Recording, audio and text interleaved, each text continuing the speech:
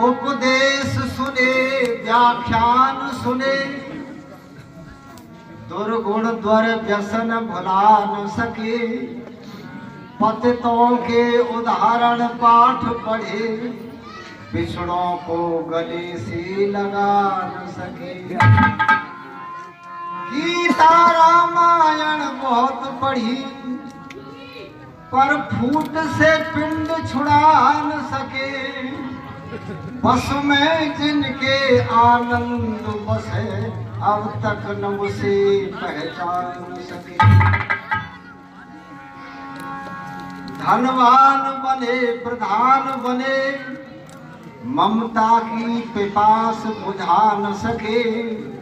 रणवीर बने प्रणवीर बने, वसुधा को बस में ला न सके।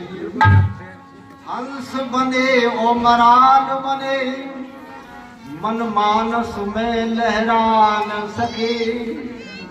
बस में जिनके आनंद बसे, अब तक न उसी पहचान सके।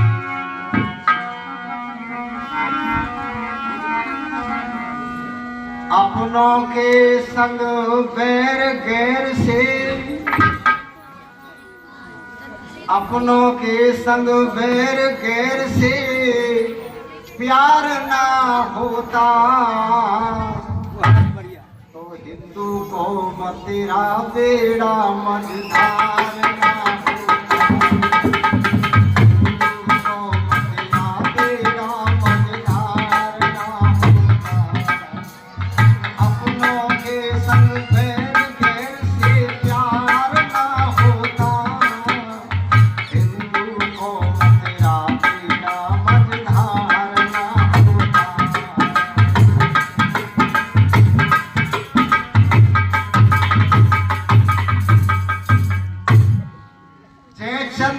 गलती खाता, गौरी को ना बुलवाता। हिंद पर जुल्म सितम ना ढाता, तो सत्रवार भारत पर उसका भार ना होता। सत्रवार भारत पर उसका भार ना होता। पृथ्वीराज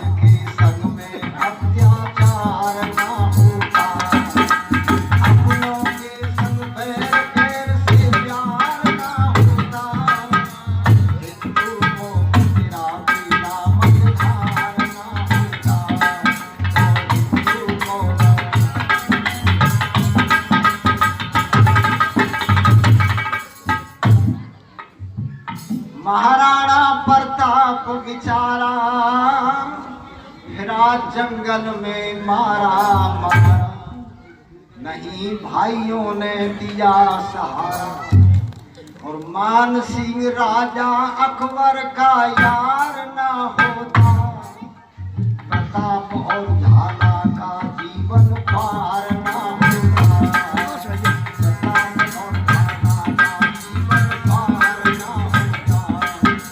अपनों के संग बैर गैर से प्यार ना होता। हिंदू को मेरा बेड़ा मझधार ना होता। हिंदू को मेरा बेड़ा मझधार। वीर एक अमर सिंह कहलाया, शाहजहां का तख्त हिलाया। खास साले ने अनरत ढाया, अमर सिंह पर धोखे से प्रहार ना होता। अमर सिंह पर धोखे से प्रहार ना होता। मुगल वंश का चमन यहाँ गुलजार ना होता। अपनों के संग बैर गैर से प्यार ना होता। हिंदू को मेरा बेड़ा मझधार ना होता।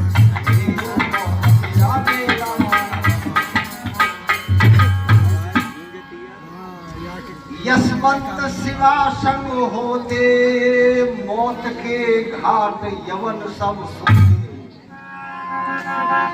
यशवंत शिवा संग होते, मौत के घाट यवन सब सूती, नहीं बैरागी दुखड़े ढूंढे। अरे बंगाली गंगू ब्राह्मण बदकार ना होगा, गुरु गोविंद का अंश वंश मिसमार ना होगा। अपनों के संग में गैर से प्यार ना होगा, हिंदू को मेरा बेटा मझधार ना होगा, हिंदू को मेरा बेटा।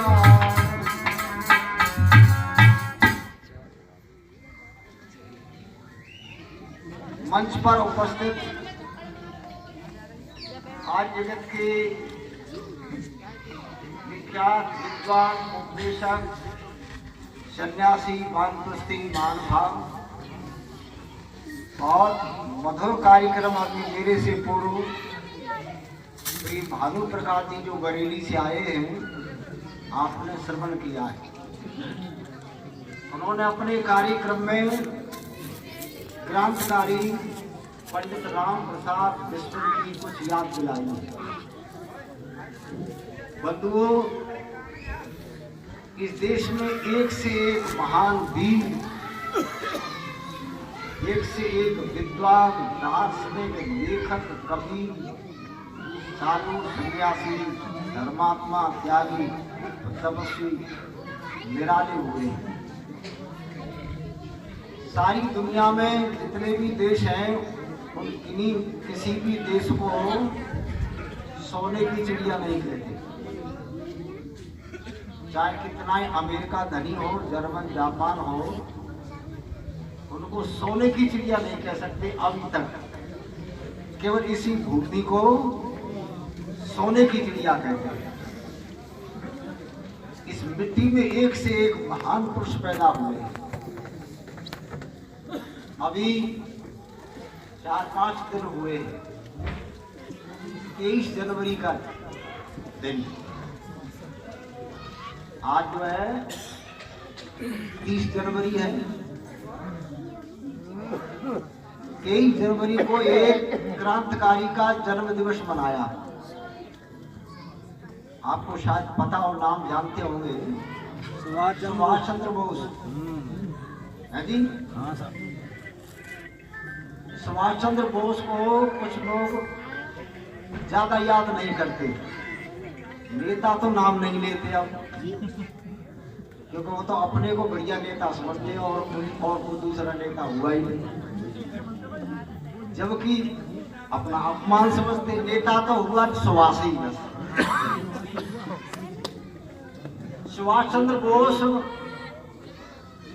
क्रांतिकारी को जब अंग्रेजों ने समझा, अंग्रेज जानते थे महात्मा गांधी जी जो आंदोलन कर रहे हैं, सत्याग्रह कर रहे हैं, इससे अंग्रेजों का कोई प्रभाव नहीं था। इस आंदोलन से भागने वाले नहीं थे। ऐसे रोजाना करो, बैठे रहो, भूख हड़ताल पर भूख मर जाओ, अंग्रेज जा थोड़ी सकते थे। अंग्रेजों को पता लगा कि एक सुभाष चंद्र नाम का व्यक्ति है और वो पैर उखाड़े दे रहा है। अब भारत में रहना मुश्किल होगा, क्योंकि सुभाष ने केवल वाणी से ही क्रांति नहीं की, उसने फौज भी बनाई। सुभाष चंद्र बोस ने आजाद हिंद फौज बनाई। सुभाष चंद्र बोस एक दिन बहनों और भाइयों बंधुओं जापान के अंदर घूम रहा था, नदी के किनारे। सुंदर था, स्वस्थ भी था, बड़ा अच्छा चेहरा का चित्र देखेंगे। जब नदी के किनारे घूम रहा था तो जापान की लड़की देख रही थी, बहुत सुंदर नौजवान है, स्वस्थ है, और ये जापान का नहीं है, हो सकता किसी दूसरे देश का हो। इससे दो बात करूं। लड़की जब सुभाष चंद्र बोस के पास आई, कहने लगी आप कहाँ के रहने वाले? उनका भारत का। भारत के रहने वाले हो? तुम्हारा देश गुलाम या आजाद? सुभाष चंद्र बोस ने कहा देश गुलाम है। लड़की ने कहा देश गुलाम है तो तुम्हारे जैसे भारत में कितने नौजवान हैं ऐसे? सुभाष ने कहा बहुत। तो जापान की लड़की ने कहा तुम भारत जाओ और अपने जैसे नौजवानों को इकट्ठा करो और किसी नदी के किनारे सम्मेलन करो और उन नौजवानों को इकट्ठा करके कहो या तो देश आजाद कर दो, और देश आजाद ना हो तो किसी नदी में डूब करके मर जाओ। तुम यहाँ घूम रहे हो या जापान में, तुमको डूब के मर जाना चाहिए। देश गुलाम और तुम आजाद घूम रहे हो। नौजवान देश में मौजूद, तो डूब के मर जाओ किसी नदी में। ओहो, सुभाष को ये बात ऐसे लग गई जैसे तीर लग गया हो। लड़की की बात। सुभाष चंद्र बोस आए सिंगापुर में, और सिंगापुर में आकर के सुभाष चंद्र बोस ने एक सभा की, लोगों नौजवान इकट्ठे किए और नौजवान इकट्ठा करके क्या कहा उनसे, भाइयों उसी समय पर हमारे बहुत बड़े विद्वान आर्य समाज के स्वामी भीष्म जी हरियाणा के, उन्होंने वो शब्द लिखे, सुभाष ऐलान कर रहे थे। क्या कहते थे सुभाष नौजवानों से? सुनो भाइयों, नौजवानों शर्म है, हाँ नौजवानों शर्म है, भारत बेगाना हो रहा, दूसरे देशों में मुश्किल मुंह दिखाना हो।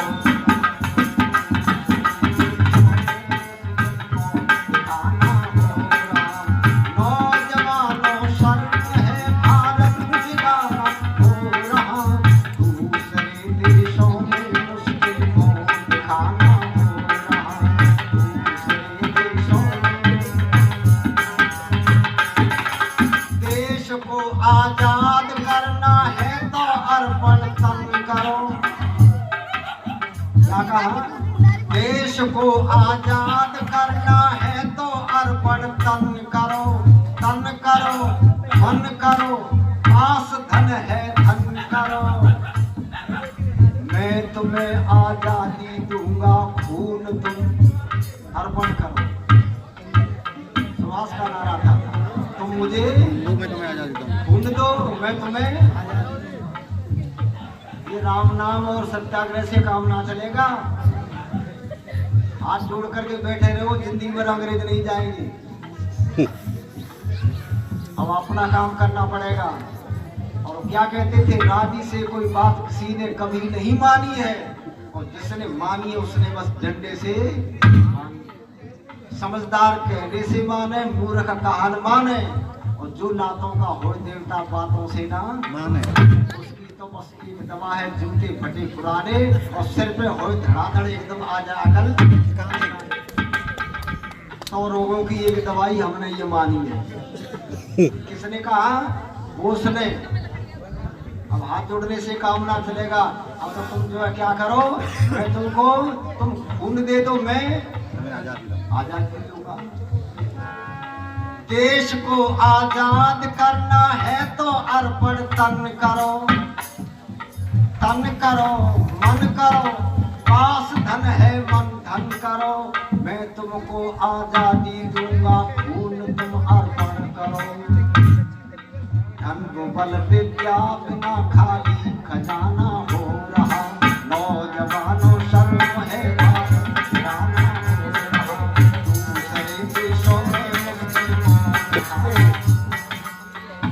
कौन सी बात काम कर रही थी जापान की लड़की की?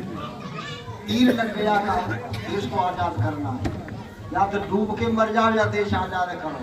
और तुम दो काम करो, तन दे दो और धन दे दो, और बूढ़े लोग मन दे दो। वहां कुछ बहनें बैठी थी, दान दे दो, पैसे से काम चलेगा, हथियार भी खरीदने पड़ेंगे। जब दान की बात कही तो देवियों ने दान देना शुरू कर दिया सुभाष चंद्र बोस को। और क्या कहा लोगों ने? ऐसा करो, सुभाष चंद्र बोस को सोने से तोल दो। अरे दान देने देवियां जुट गई तमाम ये, जेवर ले लो नेताजी फिर आवेगा किस काम ये, पैसे के बिन कैसे होगा देश का इंतजाम, उस समय इन देवियों का दान लाना हो रहा, नौजवानों शर्म है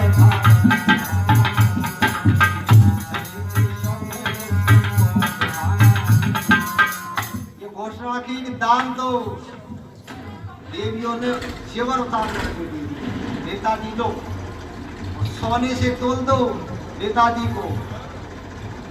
देवियां दान दे रही थी, नाक में से, कान में से, गले में से, हाथों में से, पैरों में से जेवर दे दिए, और सुभाष चंद्र बोस का वजन पूरा नहीं हुआ, इतना सोना कहाँ था वहां,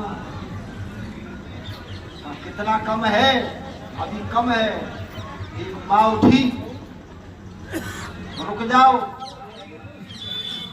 विधवा माँ थी, विधवा दौड़ी गई घर, उसे घर में सोने की तस्वीर लगी थी, तस्वीर सोने से मढ़ रही थी, तस्वीर को तोड़ दिया, सोने को निकाल लाया और ला करके वहां जब पेश किया कि ये लो नेताजी देश की आजादी के लिए, का ये सोना कहां से लाई,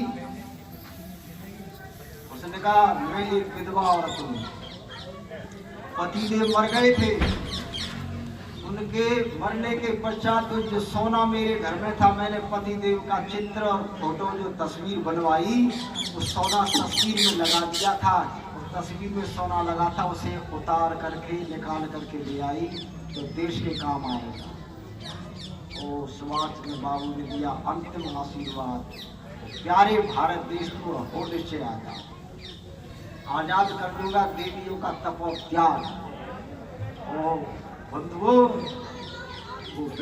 सुभाष चंद्र बोस चढ़ा हुआ था रंग हृदय पर जिसके देशभक्त का गहरा, और विशाल बाहु, चौड़ा सीना, उन्नत मस्तक, हसमुख चेहरा, और जेलों में ही बीते जिसके होली दीपावली दशहरा, जेलों में ही बीते जिसके होली दीपावली दशहरा, लगा रहा सरकार ब्रिटिश का जिसके घर संगीनी पहरा, और निकल गया वो साफ झोंकर धूल ब्रिटिश दल की आंखों में, और वो बंगाली बोझ कर गया पार अकेला ही लाखों में, वो बंगाली बोझ कर गया पार अकेला ही लाखों में। प्रिय माता का दुलार छोड़ा, सुख छोड़ा, सुख साधन छोड़ा, और भारसा प्रिय स्वदेश छोड़ा, पर स्वदेश से प्यार न छोड़ा। कहा किसी ने सुभाष बाबू तुमने ये क्या मन में ठानी, और चलते चलते कंटक पथ में आ बिता दी फ्रीजवानी, और अभी नहीं बिगड़ा है कुछ भी, होना था सो हो लिया होना, और कर तरुणी से शादी कर लो, सुख से भर लो दिल का कोना। लोगों ने कहा बाबू पागल हो गए हो, नौजवान विवाह करो, मौज उड़ाओ, किस देश के लिए तुम क्या लगे हो। कहा किसी ने सुभाष बाबू तुमने किए क्या मन में ठानी, चलते चलते कंटक पथ में आ बिता दी फ्री जवानी, अभी नहीं बिगड़ा है कुछ भी, और होना था सो हो लिया होना, कर तरुणी से शादी भर लो, सुख से दिल का कोना कोना। हमने दुनिया का सुख देखा, बतलाओ तुमने क्या देखा। लोगों ने कहा हमने दुनिया का सुख देखा, बतलाओ तुम। नौजवान कह रहे थे तुमने क्या सुख देखा, तो उत्तर में यूं कहा उसने, तुमने सुख की घड़ियां देखी, मैंने कृषक मजदूरों की आंखों अश्रु लड़ियां देखी। तुमने सुख की घड़ियां देखी, मैंने कृषक मजदूरों की आंखों अश्रु लड़ियां देखी। कितनी सूखी लतकाओं की, कितनी लटकाओं की सूखी फूलों की पंखुड़ियां देखी देसी, और देशभक्त सज्जन हाथों के, सज्जन लोगों के हाथों में हथकड़ियां देखी। मोती और जवाहरलाल, मोती और जवाहर जैसे जेल में मूंछ कूटते देखे। उनसे कह रहा नौजवानों से क्या कह रहे हो तुम, मोती और जवाहर जैसे जेल में मूंज कूटते देखे और वीर लाजपत से जैसों की लाठी से शीश फूटते देखे और कितने दूध मोहे बच्चों को सागर अंदर फेंकते देखा, कितने दूध मोहे बच्चों को सागर अंदर फेंकते देखा और सीता जैसी सतियों को 2-2 पैसे में बिकते देखा। मुझे न रोको अरे साथियों, बड़ी दूर मुझको जाना है तो आजादी को प्राप्त करूंगा, ये मैंने मन में ठाना है। बेटा और कठोर मुकाबला इन नेताओं का, सैकड़ों में से कोई बिरला ही निकलेगा इस कसौटी पर।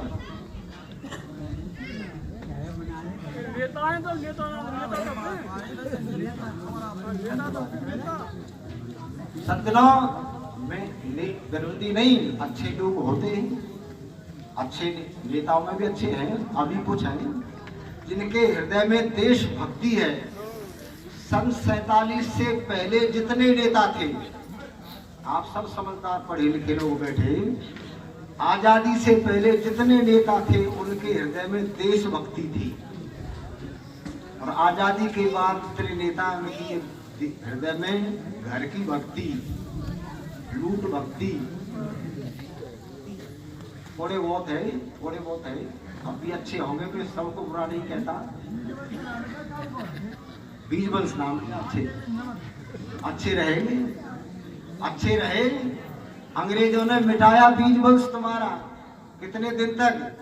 200 वर्ष अंग्रेजों का राज और 613 वर्ष मुसलमानों का राज।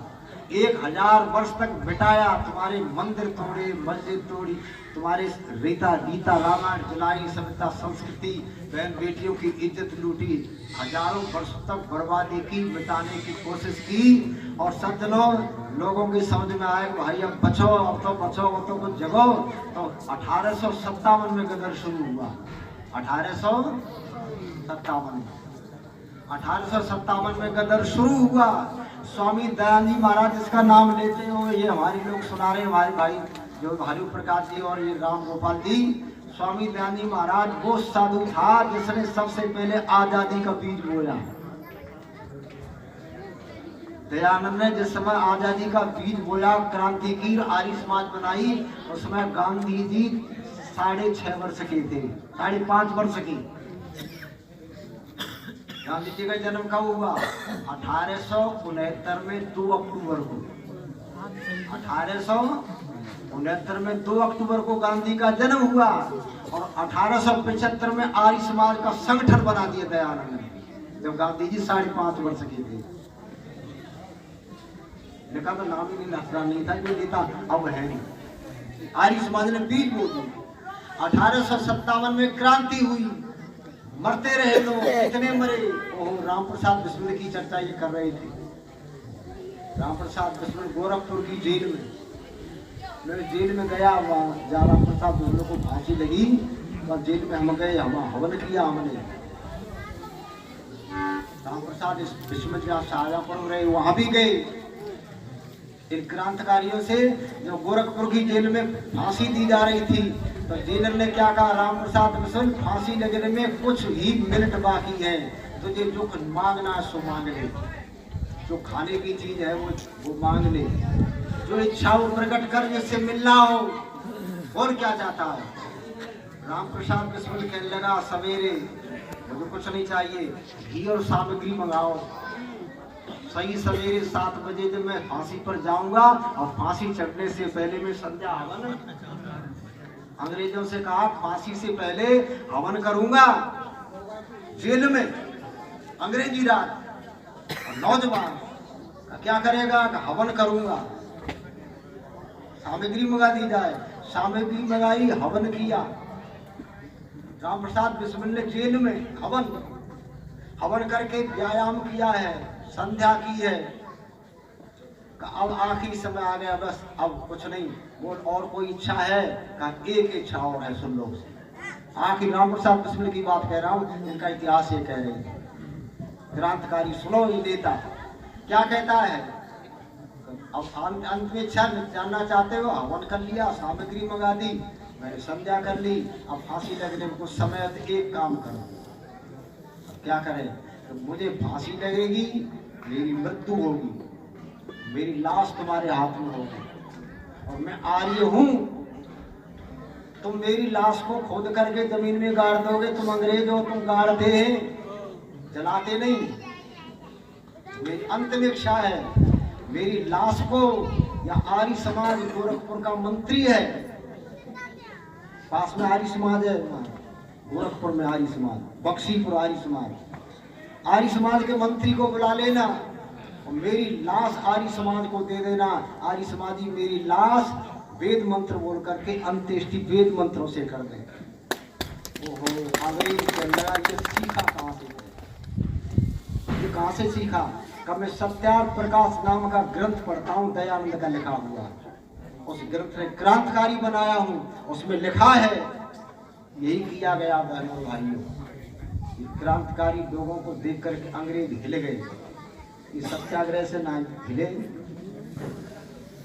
इससे हिले, बम बरसाई लोगों, गोलियां बरसाई। राम प्रसाद बिस्मिल को फांसी दे दी गई। ये गोरखपुर की जेल में ये 4 व्यक्ति एक साथ फांसी हुई थी, 4, जिनका नाम बता रहे, राजेंद्र लाहिड़ी, ठाकुर रोशन सिंह, अशफाकुल्ला मुसलमान और राम प्रसाद। चारों के फोटो शाहजहांपुर में लगे हुए, एक ही समय पर इनको, और अलग अलग गोंडा में, इलाहाबाद में, फैजाबाद में और गोरखपुर में अलग अलग फांसी दी गई। मेरे क्रांतिकारियों के घर गया हूँ, जहाँ के ये इनके गांव में भी प्रचार किया है। ये सब आर्य समाज से प्रभावित थे। ये सब कहते थे हमारा गुरु दयानंद है, अगर दयानंद नहीं आता तो देश में क्रांति नहीं होती और देश आजाद अभी तक नहीं होता। तो गांधी जी के गीत गाओ, तो नेहरू के गीत गाओ, ये अंग्रेजों के गीत गाते थे। ये उस समय आजाद हो गया, तुरंत हाथ में बाल दौड़ा गई। बढ़िया आदमी लिखा था ना चौधरी तेज सिंह ने, सच मानो मेरे भाइयों इस भारत में आज, और घोड़े थे सो चल बसे, अब मिला गधों को राज। घोड़े मर जाए जहान में तब गधे राज पाते हैं, ये चौधरी तेज सिंह ने लिखा था उस समय। इसलिए बंधुओं भाइयों में क्या कह रहा था, आर्य समाज ने क्रांतिकारी तैयार की। आर्य समाज की किताब के सीने पढ़ ली, वो व्यक्ति जेल में क्रांति करने लग गया। दयानंद के सत्यार्थ प्रकाश ग्रंथ के ऊपर पाबंदी लगा दी गई, पाबंदी लगा दी गई।